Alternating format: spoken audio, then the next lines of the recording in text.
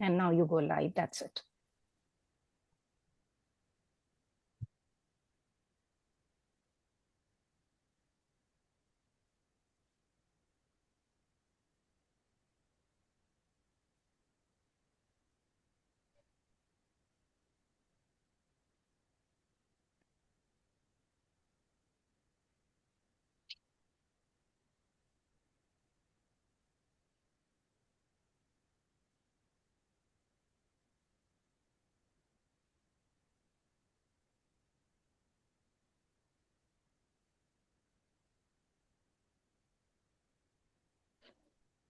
We have gone live.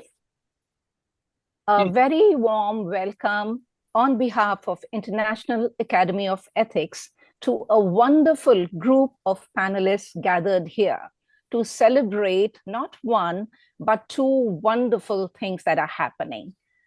Number one, we have the pleasure and the delight and the honor of welcoming Dr. Rana Nayar as the Fellow of IAE today on June 12th, 2025. And also we would be releasing the wonderful 12 epic consolidation in Epicacia by Dr. Jernail Anand. Gathered here today, we have amazing people and the love and the support of each one of you in the panel. We have Mr. Himmat Singh, IPS. We have Dr. Swaraj Raj. We have Dr. Maya Sekulik from Serbia. We have Seema Jain, and we have Dr. Manju Chauhan. A very warm welcome to each one of you on behalf of IAE and Dr. Jernail Anand. I am delighted that I have this opportunity to welcome you, Dr. Nayar, and I get to meet with you today for the first time, and I'm sure it's first of many to happen going forward. I would love to introduce you, sir. You, Professor Rana Nayar, are retired as a professor from Department of English and Cultural Studies, Punjab University, Chandigarh, after 37 years of service. Congratulations to you. You have around 25 books and over 80 papers in national and international journals to your name. Your main areas of interest are world drama, theater, translation studies, literary theory, and cultural studies. A practicing translator of repute, you have rendered around 14 modern classics of Punjabi into English. You also have a collection of poems, Breathing Spaces, one nonfiction work, Corona Chronicles, 5 critical books, that is Edward Albee Towards a Typology of Relationships, Intersections, Essays on Indian Literatures, Translations, and Popular Consciousness. Gurdayal Singh, a reader, Cultural Studies in India, and Critical Discourses in Punjabi to your credit. Your forthcoming publication is Mediations, Essays on Literature, Politics, and Culture. You are a recipient of Charles Wallace India Trust Fellowship, Sahitya Academy's Golden Year First Prize for Translation of Baba Farid, Lifetime Achievement Award by First Friday Forum, Peter Wall Research Institute Fellowship, UBC Canada, and Lifetime Achievement Award by Chandigarh Sahitya Academy. You are a committed theatre lover. You have directed over 20 major full-length productions and have acted in almost as many. And Dr. Nayar, I welcome you on behalf of IAE as well as on behalf of Dr. Singh. A very warm welcome to you, sir. I invite Maya Herman Sekulik, the Vice President of International Ethics Academy, who's an internationally published Serbian-American author of 30 books in Serbian, English, German, French. Her poems are translated in 27 languages. Of her poetry, Nobel laureate Joseph Brodsky has said, "Her poetry is of the rarest talent and beauty as she is herself." Maya is an acclaimed and multi-awarded poet, novelist, essayist, bilingual scholar, a Princeton PhD, and a major translator, and has been nominated by the IAE for the Nobel Prize in Literature. She is a member of the American and Serbian PEN, American Academy of Poets, Association of Writers of Serbia, and Serbian Literary Society. She was schooled and has lived all over the world from Europe and USA to the Far East. And as a triple ambassador of goodwill, culture and literature has been building bridges between cultures for 3 decades. She shares her time between New York and Belgrade. Dear Maya, I welcome you to please come and join me in welcoming Dr. Rana Nayar, today's star, who would be joining as the fellow IAE. Do you hear me? Do you see me? Yes, I don't know. I hear you. Yes. So weird. I cannot even. I don't know what's You're going clear. on. But anyway, if you hear me and see me, that's good. But I already welcome Dr. Rana Nayar as a great contribution to our academy, and I am thrilled that he is a passionate theater goer and a theater activist, because I share the same passion, and I go almost every day to an opening in a theater in Belgrade, especially. And I would like to maybe work with him on some theater exchanges, if possible, in some future. Uh, um, but I really thought that I already welcomed him, and that I think that this is fantastic contribution, that he's our fellow, and I will appreciate if you can, since Dr. Basudev is not here, that I will be the first speaker about Epicacia, because I have to leave because this started late for me. So please take this into consideration. Thank you. Noted. Okay. Thank you so much, dear Maya. Thank you. And thank you, and welcome for the third time. Dr. Rana Nayar to our little academy. He is a great contribution to it and brings this new, fresh approach from the theater angle. Thank you. Thank you, Maya, once again. I welcome Mr. Himmat Singh. He is Chairman Advisory Board, International Academy of Ethics. Welcome, sir. You hail from Ludhiana, Punjab. You passed your MA in English from Ludhiana and MPhil from Chandigarh, Punjab University. You have worked as a lecturer in English for 3 years in DAV College, Chandigarh, and Government College, Karamsar in Ludhiana district before joining Indian Police Service in 1980. Allotted to UP cadre, you've spent 2/3 of your long and illustrious career in police in the UP state and 1/3 of it in the Government of India on deputation. In UP, Uttar Pradesh, you have successfully handled many challenging and sensitive positions and dedicatedly served the cause of law enforcement and justice. During your first tenure with the Government of India, you remained closely associated with government aviation security policies. And in your second stint, you handled border management at the eastern and the western frontiers of the country. You retired from the service as Director General Police, UP, in 2013 at Lucknow, and you are now in Noida, Uttar Pradesh. You are a recipient of Police Medal for Meritorious Service and President's Police Medal for Distinguished Service. You have been associated with the International Academy of Ethics from its very inception. It's such a pleasure and honor to meet you, sir, today. I request you, sir, Mr. Himmat Singh, to please welcome Rana Nayar. Over to you, sir, and kindly unmute yourself. Thank you, Ms. Rupa Rao.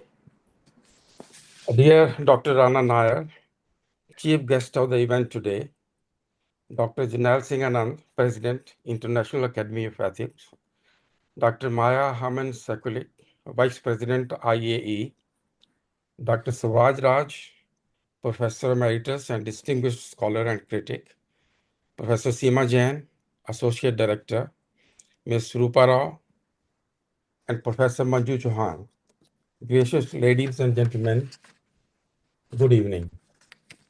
It's my proud privilege to be here today at this grand ceremony of the International Academy of Ethics, in which eminent literature Dr. Rana Nayar is being honored with Fellowship of the Academy, which is an honor conferred on persons of rare achievements. I congratulate you, Dr. Rana Nayar, at this occasion. Since I'm also an alumni of the same Department of English where I completed my MPhil 48 years ago, your presence here, sir, fills me with strong feelings of nostalgia for having been associated with an institution that has few parallels in the country. Indeed, I feel especially privileged to be here at this ceremony today. Dr. Anand's latest book, Epicacia, which has 12 epics written by him, is being released today in 2 volumes by Dr. Rana Nayar and also all of us. It gives me a sense of pride that Dr. Anand is the only Indian writer whose literary accomplishments are non-parallel in the world. I wonder if there's any other writer in the world who has written 12 epics in the contemporary era, published in a single work. Honored by Serbian Writers Association, Dr. Anand has done well to dedicate this book to the people of Serbia and also to Dr. Maya Haman Sekulik, whom Dr. Anand calls the brilliant daughter of Serbia. I compliment you, Dr. Maya, for the award of Charter of Morava for Dr. Anand and for his name being carved on the Poet's Rock. I feel very special to be in this great and erudite company today. Dr. Rana Nayar, I offer you my profound good wishes, greetings, and compliments. Dr. J.S. Anand, I extend to you my most generous blessings and felicitations. Thank you very much.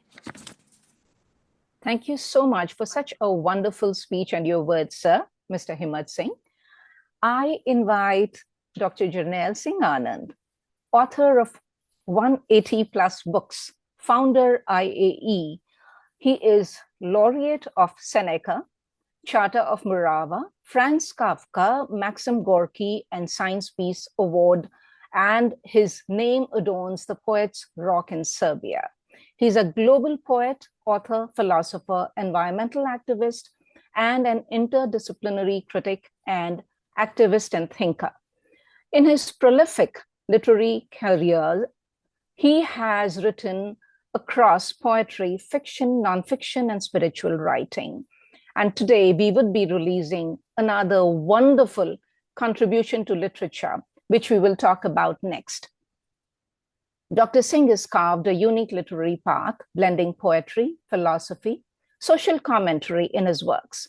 His biotext theory reflects a deep engagement with critical thought, much like Rabindranath Tagore's nuanced reflection on humanism and spirituality. And if you allow me, Dr. Singh, Dr. Lalit Mohan could not be here today. So he has sent a text. I'd like to read that to you if you'll give me a minute more. With your permission, Dr. Lalit Mohan Sharma has said, compiling all the epic poems by Jernail Singh Anand paves the way for comprehensive exploration and investigation of the rather exceptional amount of creative works from a single mind.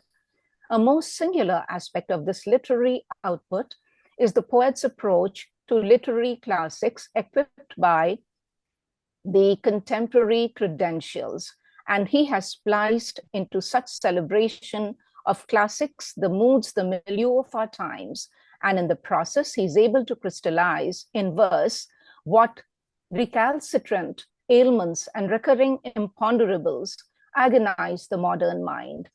Be it Geet, Satanic Empire, The Master, Suffering's Favorite, or The War of Words, Dr. Anand presents a justifiable investigation of man and his ways, exploiting his poetic craft, a lyrical lucidity, even a deceptive simplicity, for it betokens deeper meanings. Dr. Anand, it is a wonderful day today where you will be conferring on to Rana Nayar the fellowship of IAE, and he in turn will be releasing your wonderful, wonderful collection of 12 epics. So over to you, Dr. Anand, to welcome Dr. Nayar.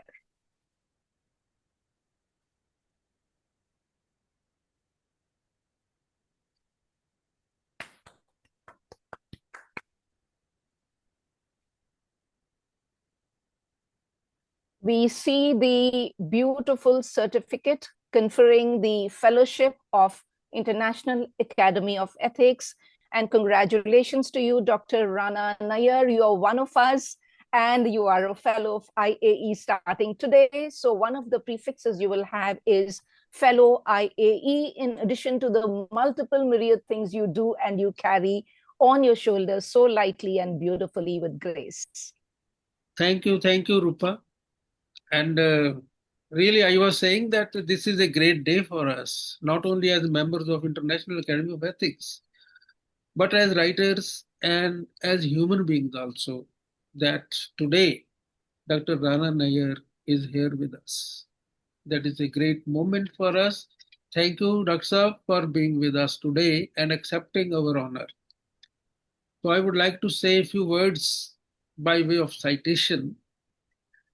The International Academy of Ethics takes pride in honoring one of the most luminous literatures of India, Dr. Rana Nayar, who retired as former professor of English, Punjab University, Chandigarh, and conferring on him the award of Fellowship of the Academy.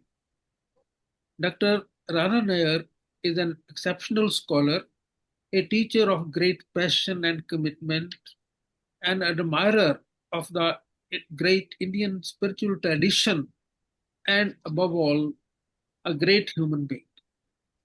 He has done commendable work for English literature by translating several Punjabi classics, which will be remembered by coming generations. Apart from teaching, teachers are creators also, who touch their students with finer aspects of their personality. A man is known and remembered, loved and respected, not for what he has accomplished, but by what he leaves behind.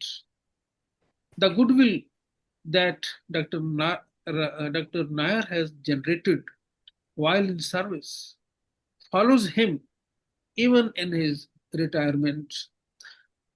Today, we feel honored that he agreed to accept the Academy Fellowship. Thank you very much, Dr. Rana Nayar. We are thankful to you. Now, we will be going ahead with the release of the book and then call Dr. Swaraj Raj, please. Dr. Rana Nayar, congratulations once again, sir. And Dr. Swaraj, please, you're invited. Congratulations on holding up your Epicacia and the launch of the beautiful, beautiful 2-volume Epicacia. So this is the second volume. It will be reaching some of my friends. Thank you so much, Dr. Rana Nayar. Today it is touched by your hands, and I hope it will reach the people to which it is destined and targeted. Thank you very much. And now I request Rupa, please go ahead with the proceedings. Dr. Thank you, Subraj. Dr. Anand. Congratulations on I the release of your beautiful book.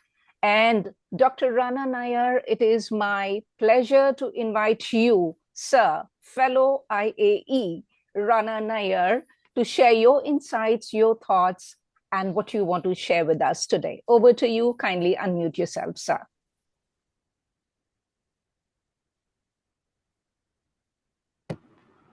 Thank you, Rupaji.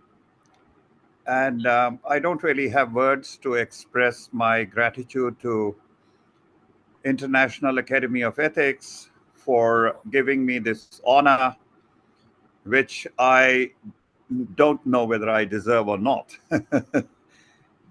In fact, this kind of a self-doubt always comes in whenever any honor or award comes my way. Still, I would like to thank Dr. J.S. Anand, Dr. Maya, Himmat Singh ji, Rupa Rao ji, Dr.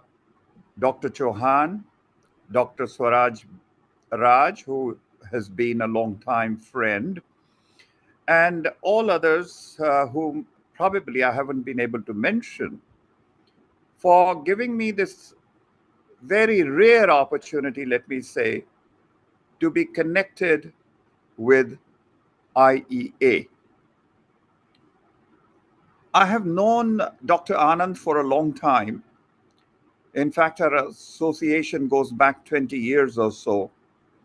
I remember first time he invited me for a seminar to Bathinda. That's when we developed some kind of a friendship which has continued, and a bond which has only strengthened over the years. And I cannot really say that this is a bond based on the relationship or the ideas that two poets share, because Dr. Anand is a wonderful poet, whereas I have only one book of poems to my name. That's about all. I think thereafter I somehow didn't have the courage to write poetry. But I admire Dr. Anand. I've read some of his works as well. I admire Dr. Anand because he's a true poet, as I would like to call him. He's really a poet at heart. Sometimes when I think about him, I feel that he was born to create poetry. I'm not only talking about his massive, massive output of 180 books, which is really astounding. Professor Anand, on a personal note, I was looking through this information on Google to see who has written the maximum number of books in the world.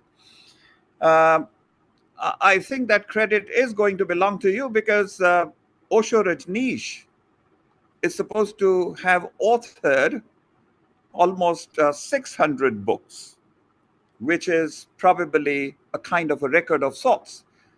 But then he cannot be acknowledged as an author for the simple reason because he didn't write those books. He simply recited them. Those books were recorded by others. He was only a speaker. So anyway, that's a question probably time would settle. Who has written the maximum number of books in the world? But when I think of 180, I actually feel overwhelmed. And I wonder sometimes, how can any individual who has otherwise been playing different roles in life, he can produce so much of creative work? The only answer I probably get is that not only that he was born to be a poet, but I think Professor Anand is a kind of a person who breathes poetry, who lives poetry, And Professor Anand, if you allow me to say that, you probably dream poetry too. So, poetry is not only his passion, it's also his vocation and also his evocation, I would say. And he blends both his vocation and evocation in a very beautiful way. Uh, I've had a chance to look through some of his epics. Uh, the other day, he told me that he has mailed his latest book to me, but it hasn't really reached across. It probably will in a day or so. It's in transit right now. So I haven't really got a chance to look through these two beautiful volumes which have been released today. But Dr. Anand, my heartfelt congratulations to you on the release of these two volumes, uh, which have been released. Uh, I did get a chance to look through some of the epics which he had shared with me earlier. And I can say with a degree of conviction that Dr. Anand is someone who can best be described, that's the way probably I would like to think of him, as a poet philosopher. You know, I also feel that it's really a very bold decision on part of Professor Anand to actually write poetry and write poetry with such commitment, that too in an age where poetry is actually not as popular as some other forms of literature are. Unfortunately, we are living in the times which are highly unpoetic. Now, why do I say that? Because, you know, poetry demands depth, intensity, and poetry demands a very different kind of imagination, even from the reader. I'm not talking of the kind of imagination that a poet has, but even from a reader, it demands a very different kind of imagination.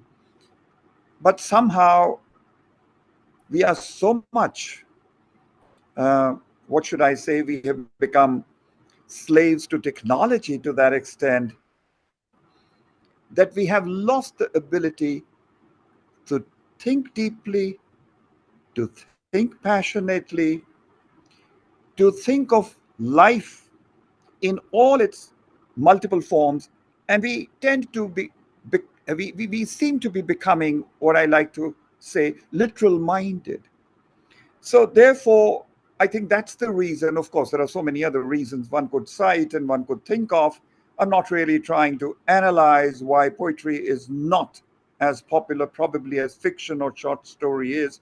That's something that we can discuss another time. But what I would like to emphasize is it's really a very courageous decision on part of Professor Anand to write poetry and to stay committed to poetry in an age when we, or generally reading public, is becoming highly unpoetic. Another point that I would like to make about his writings is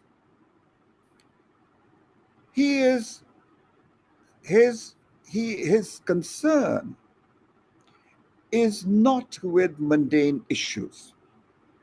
Probably that's another reason why maybe not many readers are drawn towards poetry. He writes poetry which actually articulates universal concerns. I think someone said, probably Rupa Raoji made this observation. I think Himaji also hinted in that direction, that Dr. Anand is a kind of a global poet. I would like to put it slightly differently and say he's a humanist to the core. His concerns are the concerns that actually are very close to the philosophy of humanism. He takes up issues that people have been actually wrestling over the period of time. Say questions like the nature of evil, nature of suffering, basic conflict between good and evil, whether man can actually seek his own deliverance. Can he actually become his own Jesus Christ? Or does he need someone to redeem him? These are the kind of philosophical questions he often confronts us with in his poetry. And that's where his main strength as a poet lies. And that is where I think the perennial nature of his poetry essentially lies. Dr. Anand, I just want to share it with you. You may sometimes feel that maybe people don't really respond in that measure to your poetry the way they ought to. But the problem doesn't really lie with the poetry as such. It lies with their inability to engage with questions which are existential in nature and which are extremely universal in nature. You actually make us reflect on very basic, fundamental questions of human existence. And that is where your success as a poet lies, and that is where your success, that is where the success of your epics also lies. I could have gone on and talked at length about Professor Anand's poetry, uh, given the fact that he has written so extensively, given the fact that he's such a prolific poet. One doesn't really know where to begin and where to end. But I think this is a kind of a discussion that can continue for a long time. Let me very briefly talk about my own journey. But before I do that, in all humility, I accept this fellowship that you have conferred on me. I'm grateful to all the office bearers and all the members of International Academy of Ethics who thought that I could be one of the candidates for it or for this particular award.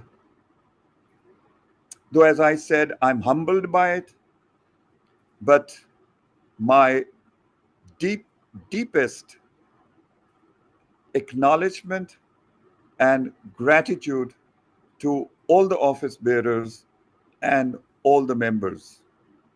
It's been an extremely humbling experience, and it'll probably give me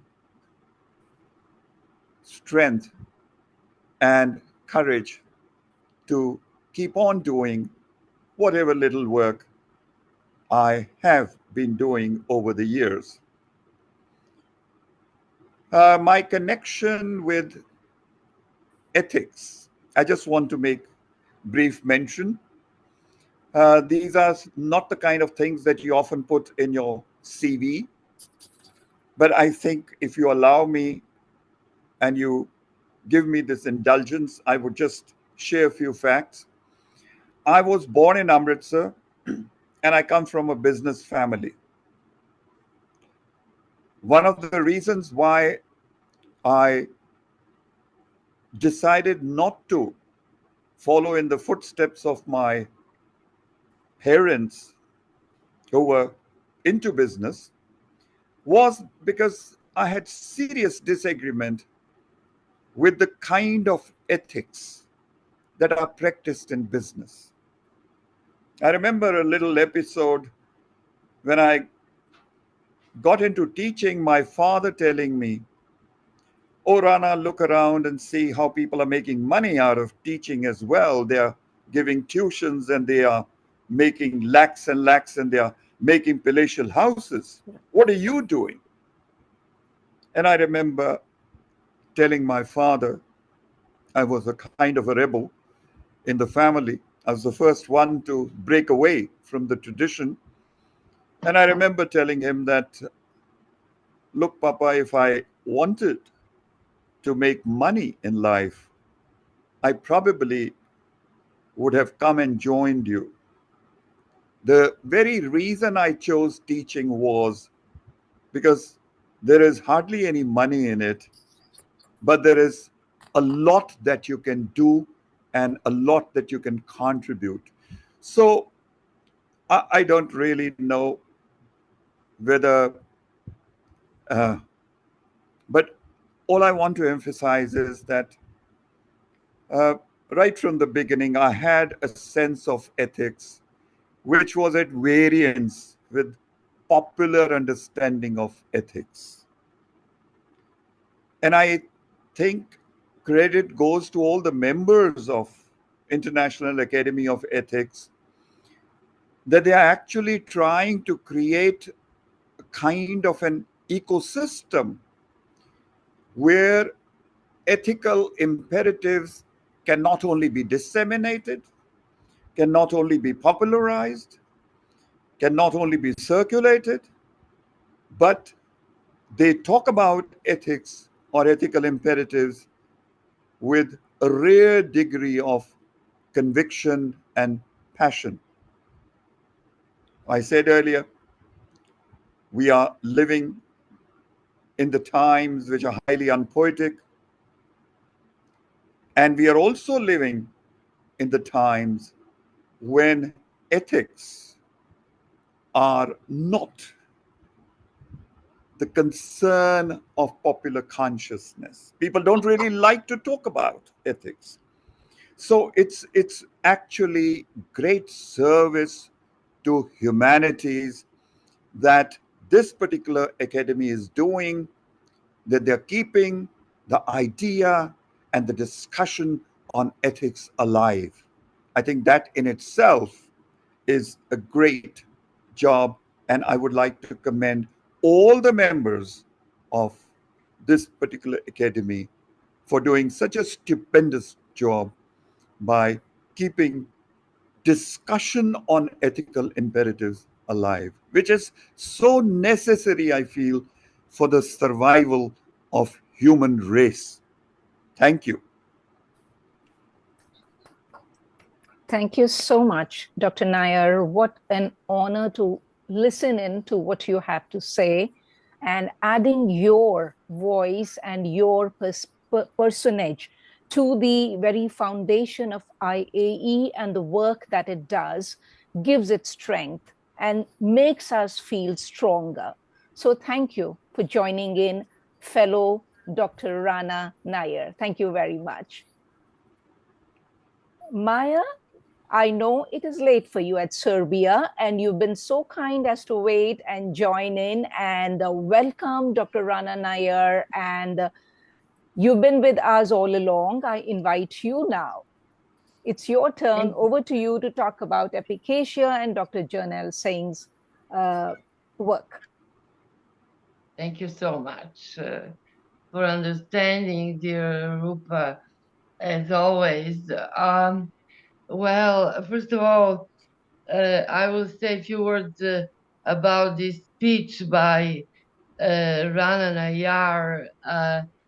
I share many opinions that he explained here, especially the ones on ethics and the basis of it being a humanistic philosophy, which Dr. Anand and I, and obviously Rana Nayar, are exponents of, because the Academy of Ethics is exactly what he was saying. It's based on humanistic approach, not on religion of any kind.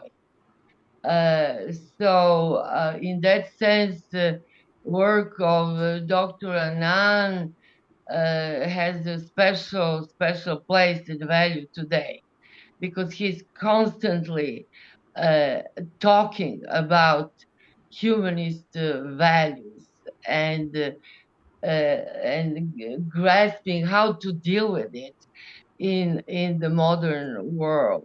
And we also agree on the fact that what I said long ago about Jernail Anand is that he is the greatest poet among philosophers and the greatest philosopher among poets today. So this is how, in a way, our journey began when we met in Bathinda, and he immediately showed interest in my book and my study, which is actually my doctorate at Princeton, which was transgression in literature. And I was talking about the inversion and a parody of the form of novel in modernist literature, especially in James Joyce, but also in Thomas Mann and Andrei Bely, the Russian contemporary of those two great, and T.S. Eliot as well. And I was also writing epic poems, which is very unusual today. Of course, I cannot compare myself at all because I have only 4 epic poems, and Dr. Anand has 12, and I'm sure there will be more coming. I know about the new one as well that is about to be released. He seems to have this endless energy, which nobody can even come close. I always thought of myself as an energetic person, but compared to Dr. Anand, we're just, I call him energizer, like, this advertisement. Yeah. This rabbit goes on and on and on, energizer. So anyway, as I said, we started this long journey uh, uh, a while ago. I don't know how long. 4 years, 5 years, I don't know. But it started with his first conversations about literature of transgression and so on. And he understood the subversion that I was talking about and writing about, because what he's doing in his work, especially in his epics, is he's kind of subverting the form as well, and wrestling with the greatest epics of all time, like Ramayana and Mahabharata of Indian classic literature, then Odyssey, then Paradise Lost, then La Divina Commedia of Dante. I mean, all the greatest epics are there, and he has audacity and courage to wrestle with them the same way I was wrestling with let's say Joyce or Eliot, and then not only to wrestle but to come out as a winner, because he then showed us how by in a way parodying and subverting those forms, he made a new form of a new epic, and showed us how it works in the contemporary society through his great anti-hero called Lust, who is a new mythic hero of our time, or anti-hero, and through that he uh, achieved, I think, the greatest opus today in world literature. There is nobody who could come close to not only the volume of his work, but also the quality, because Otherwise, I would be the first one who would say, what? 180 books, 12 epics. Ooh, this cannot be good. But since I am the reader of those from day one, I can assure you that there is great quality to the quantity, which is also the rarest of the rare. So to conclude, since today is the day of the launching of the 2-volume Epicacia, his 12 epic work. I will read the fine. I think I was writing for almost every of those 12 epics, but now let's conclude with. I will read what I wrote about the Epicacia. A grandiose Epicacia, volume 1 and 2, brings us unique poetic treasure of 12 epics that encompass almost all aspects of history and human experience, with specific to Anand touches of deep humanity and morality, as well as those of light humor and major satire. This impressive opus, in the form of epic or narrative poetry, talks about contemporary problems such as consumerism and AI, and creates new myths such as lustus. Epicacia puts Jernail Anand on the literary map of the world with a strong nod to Greek, Roman, and English literatures, while not forgetting its Indian roots. His 12 epics are tribute to, but also playing with, the literary tradition of the towering epics from authors of Mahabharata to Dante, Milton, and beyond.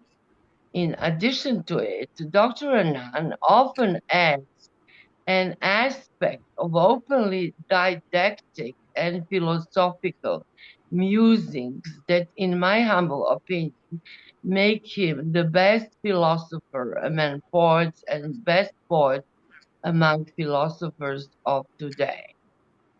I want to add now also something very personal, that I feel very honored and deeply touched that this grand poetic undertaking of Dr. Anand is dedicated to our beloved country of Serbia, my homeland, and his chosen land, to which I happen to be his humble guide and conduit.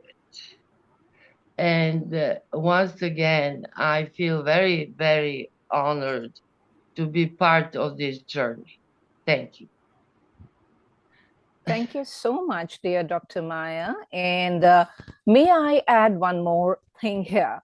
Just like you said, Dr. Anand is like the Energizer bunny that keeps going and going and going and going. May I say your travels make me feel the same. You keep traveling and traveling and traveling. So here we have a couple of Energizer bunnies, and we love both of you immensely. Thank you so much for your wonderful words. And thank you for your time, although it's late for you. Thank you. Thank you. I'm Thank you. very happy I'm here to honor Dr. Anand and all of you and our new fellow Rana Nayar. Thank you. Thank you, Dr. Maya. And now I take this opportunity to invite Honorable Professor Emeritus Dr. Swaraj Raj, who's an MA English and Sociology, MPhil and PhD English Literature. He is former professor and head PG Department English from Patiala, former professor and head Department English and Dean Faculty of Languages, Sri Guru Granth Sahib World University, Fatehgarh Sahib. His total teaching experience is about 4 decades. His areas of specialization are literary theory, diasporic literature, translation studies, cultural studies, eco-criticism, and nature photography. He has published about 70 research papers, articles, and translation work in various books and journals and several articles in newspapers. He has presented papers at more than 60 international, national, and regional seminars and conferences and chaired many technical sessions. He has delivered more than 40 guest extension lectures in colleges and universities. Formerly, he's been associated with Ensemble, an Indo-Canadian Journal of Art and Culture. Currently, he's associated with Literary Voice, a UGC-approved journal of literary studies as a consultant. Presently, he's working in the field of translation studies, nature conservation.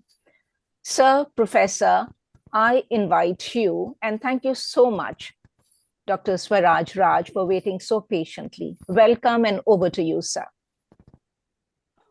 Am I audible? You are, yes, sir. Thank you. Thank you. Thank you so much, Dr. Rupaji. Thank you so much. I really have to speak about two persons today, Dr. Rana Nayar and Dr. Anand. And I'll, if possible, if you allow me, I want to skip a few formalities in the beginning. Please. Because we are already running short of time, I believe. And thank you so much. First of all, I congratulate Professor Rana Nayar for the felicitations and the well-deserved honor conferred on him today by the AIE. Distinguished teachers, author, translator, and theater director, actor, activist, Professor Rana Nayar dons many robes with equal finesse. My appreciation goes back long in time. When I heard him first in Mahindra College, where I taught once, he had come to deliver a talk on communication skills and personality development. That one talk by him was enough to make me his lifelong fan. We as teachers unconsciously carry all those teachers who have influenced us deep inside us. Sir Rana Nayar figures prominently in that inner space. I have had the privilege of listening to him at several fora. I have read some of his books and translations of celebrated Punjabi writers. As a translator, I draw my inspiration from his works of translation. I wish him the best, as I always do. Congratulations, Professor Rana Nayar. I'm really so proud of you, so proud of having known you and being one of your fans. Now I come to Dr. Anand. After listening to what Dr. Rana Nayar had to say about Dr. Anand and what Rupa Raoji you said about him, and then also Maja Herman, I don't think there is much left because, but I have to, because I have been associated with Dr. Jernail Anand for more than 30 years. My friendship with him goes back to 1995, when we were together at a refresher course at Guru Nanak Dev University for 21 days. I have seen him working diligently on his poetry, his favorite themes, and by now, he has established himself as a poet on the global stage through sheer hard work and commitment. The release of Epicacia, which is a compilation of all his epic poetry, is another feather in his cap. The presence of eminent scholars from India and abroad is a testimony to his stature. I always believe that it never does any good to an author to fit him into a strict category. We in English literature like to call authors to, in fact, fit authors into certain isms. And I don't think it is really a good thing to do. Therefore, I have always seen Dr. Anand, he has been transcending all kinds of borders in his endeavor to be a poet. We do it, generally we do it because the straitjacket we put on on an author makes us find a regular fit for him into an easily definable ism. An author, to me, if not a systematic philosopher. So I believe it is not important for a poet to be a systematic philosopher, because systematic philosophy can again become a kind of a straitjacket. So it is not important to me, it is not important that an author, especially a poet, has to be a systematic philosopher. But certainly he is a thinker. And thinking breaches all boundaries, especially if it is not convergent thinking, but divergent. I often liken thinking to birds, especially divergent thinking to birds that migrate to distant alien lands and then return. Dr. Anand moves from Indian mythology to Western mythology and then comes back again. Now, how they navigate their flights, I'm going to talk about birds, how they navigate their flights to and from, it is still not known. This simile, to my limited understanding, defines a creative writer's creed too. Dr. Jernail also transcends barriers, boundaries, which are mythical, historical, and geographical, to arrive at an eclectic and syncretic view of what ails the humankind. This, incidentally, happens to be the overriding theme of his entire oeuvre to me. What ails us? How can suffering be ended? And it is difficult to fit him into any compartment symbolized by an ism. Like any sensitive person, he grapples with the problem of evil. Dr. Rana has also emphasized this idea. He does it in almost all his poems. He grapples with the problem of evil, its originary causes, and its fallout. To borrow from Samuel Johnson, a phrase that he uses for metaphysical poets, Dr. Jernail ransacks the secular, religious, and mythical writings to understand the conundrum of evil, its relationship to ethical living, or you could say unethical living, empathy, and divine grace. And this is where I fit his spiritualism into. As Dr. Rana Nayar has rightly suggested in one of his writings about Dr.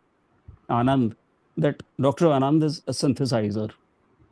I'll add to it that he always grapples with contradictions time and again in his texts. Those contradictions are not resolvable. Because if these could be resolved, then there would be nothing left to write after arriving at the final vision. And Dr. Anand is writing even now. 180 books written by him are a proof that he's still grappling with the contradictions, for which he's trying to find out some kind of solutions, but I don't think that he has arrived at any solution so far. And I hope he does. Well,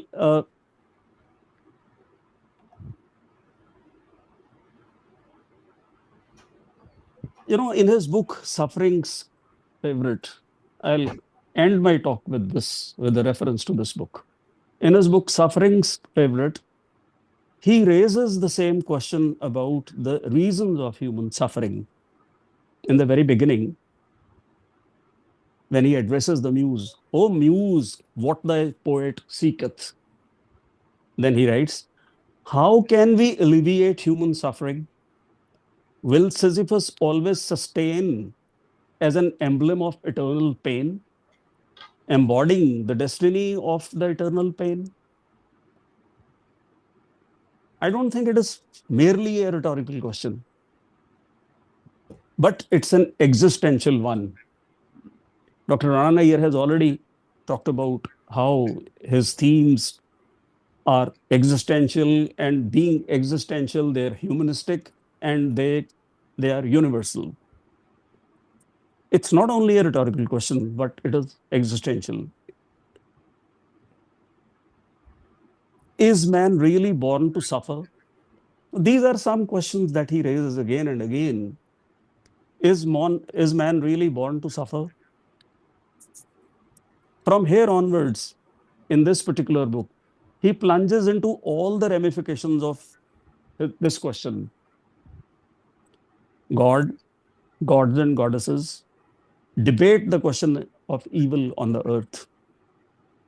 Is it knowledge, technology, wisdom, ignorance, innocence, or the free will that are responsible for man's fate? He engages at length with these issues. And I think this is the kind of critical consciousness that we have to develop if we have to talk about ethical living in the present times, when ethics have been given almost a go by everyone. Thank you. Thank you for giving me so much of time. Thank you. Thank you so much, Sir Professor Emeritus Swaraj Raj. It's been a pleasure listening in to you. And Seema, you've been waiting for a while, and we appreciate your patience. Dear friend, and also a poet, a writer, an educator who's always been a part of IAE and contributes regularly with her work. Seema Jain is a bilingual poet, short story writer, translator, editor, critic, ex-head Department of English. A recipient of multiple prestigious awards, she has 15 published books, 5 collections of English and Hindi poems, 2 edited books, a book of translated poems, 2 translated novels, and 3 edited poetry anthologies, 1 each for Sahitya Academy. She has been a speaker at Jaipur Literature Festival, Sahitya Academy, and SAARC Countries Lit Fest. She is an associate director, IAE, President Lit Spark, and MKM Punjab Unit. Her poems are globally published in about 150 anthologies. Seema, I invite you to join us and share your insights. Over to you. Thank you so much, Rupa. It has been a pleasure listening to all the wonderful speakers and the eminent scholars who have spoken till now. And as Associate Director of International Academy of Ethics, I think it's my proud privilege and honor to welcome Dr. Rana Nayar on board. He has been conferred with the Fellowship of IAE, which I think is an honor for us to have him with this academy, to be associated with this academy, because we look forward to his valuable insights and his views and perspective in taking things forward. This academy has been the brainchild of Dr. Anand, and I congratulate Dr. Anand for the book that has been released for the 2 volumes of Epicacia, which are a compilation of the 12 epics penned by him out of the 180 books that he has so far written, which is really prolific and voluminous. So I congratulate both the stalwarts on being felicitated today. Also, it's a pleasure to listen to Dr. Swaraj Raj and his critical insights into Dr. Anand's poetry, and also about Dr. Rana Nayar and his association with him. They have been really, really rewarding and enriching. I would like to say that Dr. Anand, I have known him for quite some time now, and we have worked in close association. And as a poet, I agree with the observations made by all the scholars before me that he is a philosopher poet and a poet philosopher. Although, as Dr. Swaraj Raj said, that it's very difficult to put a poet into ready-made categories. So it's not an attempt to put him into any category.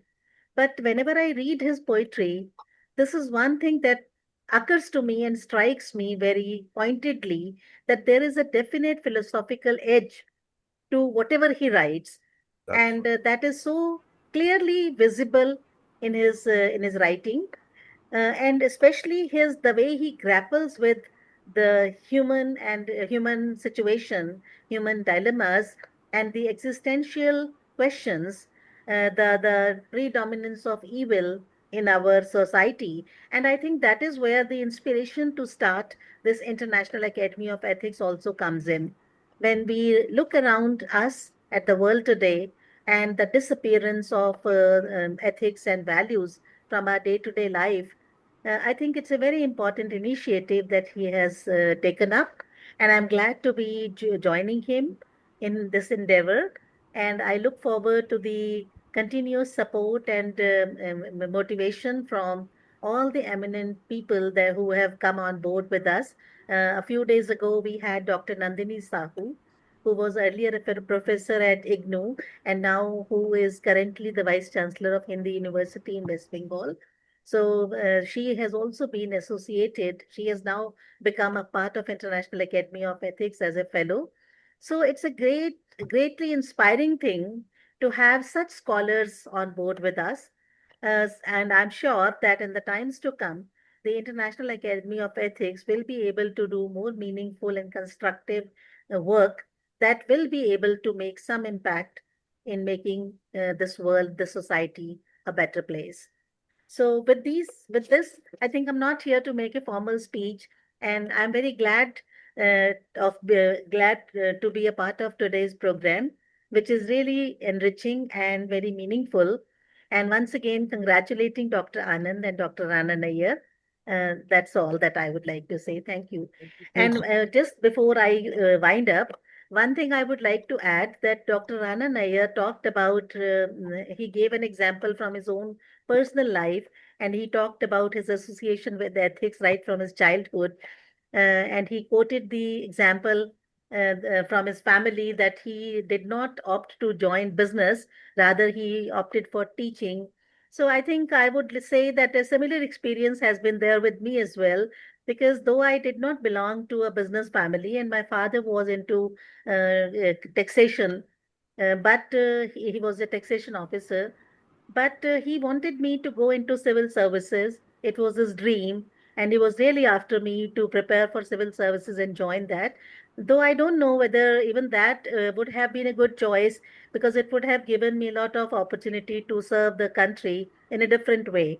But I had a passion for teaching, and I wanted to, because I thought that teaching is one area where where it is possible to stick to ethics, to stick to values, and also to disseminate values and ethics in the coming generations.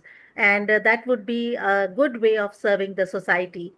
So I think we all, as educators, we are deeply committed to upholding the ethical framework and ethics in our day-to-day life. And that is precisely what the aim and objective of International Academy of Ethics is. So I look forward to more constructive and meaningful work in the times to come.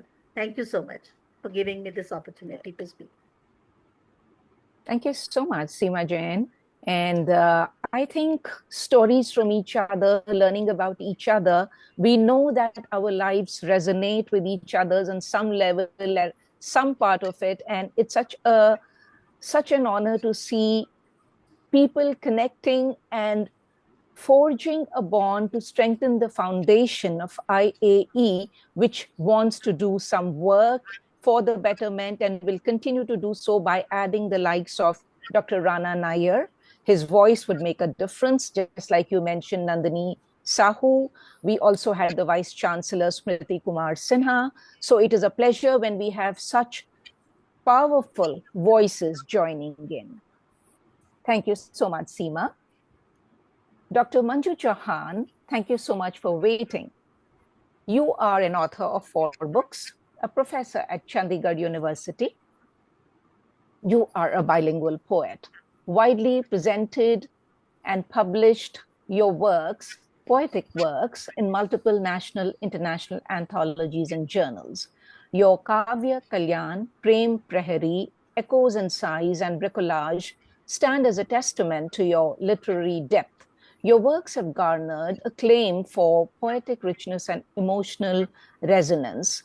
Your recitation of poems during national, international poetry conferences and on social media platforms are widely appreciated and facilitated with certain awards. And also, your singing has been awarded, acknowledged, and recognized. You are conferred with various titles like Kavya Shri Samman, Kavya Ratan Samman, Kavita Prabha Bhushan, Dinman Alamkara Samman in the realm of poetry. You are an active member of multiple literary bodies also, like ELSA, ELSA, and ELTAI, ELTAI. I welcome you, Manju, to share your thoughts. Thank you so much, ma'am.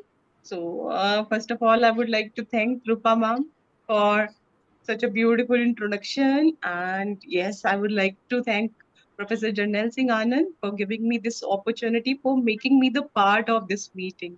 I find the people who can be considered the dawn of literature, they all are sitting together, and then a person like me who knows the least. Uh, so obviously, it's really a matter of honor and a great pride for me to be the part of this meeting today and on this online platform, as this is tagged with so many precious gems of wisdom. And obviously, Professor Nair is the diamond, as he is the someone who has not only imparted knowledge, but he is the one who has inspired countless students and the people like me who is not his student, but yes, it's a kind of like invisible student. So many people are there whom he has inspired with his passion, with his dedication, with his wisdom, the way he speaks, and whatever he speaks, it communicates a lot, it conveys a lot. And his ability to explain complex ideas with clarity, his encouragement to motivate everyone to think out of the box. This is truly appreciated. This is truly remarkable because I have seen him whenever, like, he visited Chandigarh University twice, rather thrice, and I had the opportunity to look at him, the way he was communicating, and he was interacting with the students. He himself was standing in there in the hall, and the students were like, he was surrounded with the student, and he was the one who was the most energetic person. Although the young students were there, but everyone could feel, I could feel his energy there. So really, it's really a matter of pride for me to be in this meeting, especially in his very precious presence. So I would like to quote something for him. And it's because of his simplicity. He is, obviously, everyone knows about his wisdom, about his knowledge. He's the dawn of literature, but he's so simple in his behavior that I would like to say कि मंजिल पे पहुंचना और खड़े रहना, मंजिल पर पहुंचना और खड़े रहना भी बहुत मुश्किल है, बड़े होके बड़े रहना भी. And he knows how to be बड़ा Wow. होके बड़ा रहना. So Wow. he's such a nice person. Thank you, sir. so Thank you much. so much. Yeah, and yes, Professor Jernail Singh Anand, he is also another dawn of literature who is writing so many books, 180 books, and the poems which are not just full of emotions, rather uh, full of wisdom, full of knowledge, full of uh, ethics, ethical values. So obviously, he is also a person. I have some line even for Professor Anand also कि कांटों पे फूल खिलाने का हुनर आता है, कांटों पर फूल खिलाने का हुनर आता है, तुमको एहसास जगाने का हुनर आता है. So he is the one who is not only evocating our feelings, rather he is the one who is communicating certain valuable ideas. So that's why I feel that he is the poet. Like most of the poet, they appeals to the heart. It is said that poetry is something which appeals to our heart. But he is the one who is not only appealing to our heart, rather he is appealing to the mind as well. So that's why William Wordsworth, who said that poetry is an spontaneous overflow of powerful emotions. So I feel Professor Anand as if he is just like that sculptor who is sitting in a corner, and then he is trying to, like, he is cooking the poetry in such a way that raw emotions, that he makes it appropriate to be served to the new generation. So thank you so much, everyone, for giving me this opportunity. Thank you. And Dr. congratulations to both of Manju. you. Thank you, Dr. Manju. And we loved your Shairana andaz and the way you presented what you had to about both our stalwarts who we admire and we salute to. And I invite our energizer bunny, as we were told, Dr. Jernail Anand, who is a poet, philosopher, poet, and जो कांटों में फूल खिलाना जानते हैं. I invite you, आपको मैं आमंत्रित करती हूँ. Please share your thoughts, sir. And please unmute yourself, Dr. Anand. Thank you so much, Rupaji. This was a wonderful session, and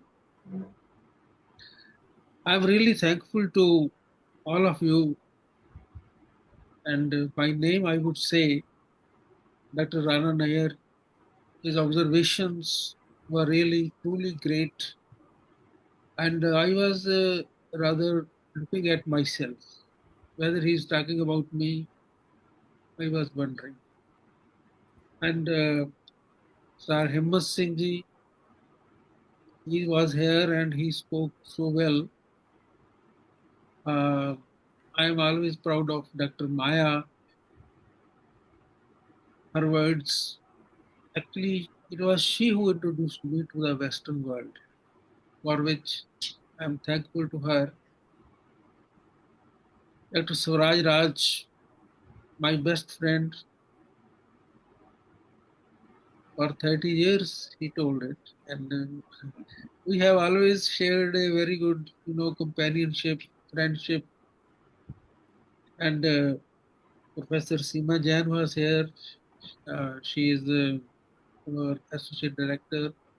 Thank you for your kind words. Dr. Manju Chauhan, thanks for being with us from Chandigarh University. We are running towards the end of our session, and I will offer my deep, deep thanks to each of us, each of you. And I would like to remember one word which was said about Mahatma Gandhi and Tolstoy. The word was used for them that they were kindred spirits. Kindred spirits. So we are associated not only with philosophy, but by our blood also. Our passions, our blood, our thoughts, everything binds us together. That is what makes us here. We don't feel that we are in any alien company. We feel that we are in a family. So, for being with us, sparing your time, and for the release of these books, once again, I am thankful, and I am also thankful on behalf of this International Academy of Ethics to Dr. Rana Nayar, who has very gracefully accepted our honor. Thank you very much once again, and I will be lacking in great my responsibility if I do not mention the name of Rupa Raoji. Yeah, definitely. He is the actually curator and who made all things possible. Rupa, thank you very much for this wonderful organization of this event. Dr. Rana, let me stop its transmission, then we will talk for a moment. I will just wrap up. And Dr. Anand, thank you for everything for this event today, and I would just like to acknowledge that our freshly minted fellow IAE, Dr. Rana Nayar, today when your head touches the pillow, you will dream as a fellow IAE, and your dreams will be brighter and more colorful, and you will bring more power to the work and the mission of IAE going forward. So thank you for so much joining for us. everything. Yeah.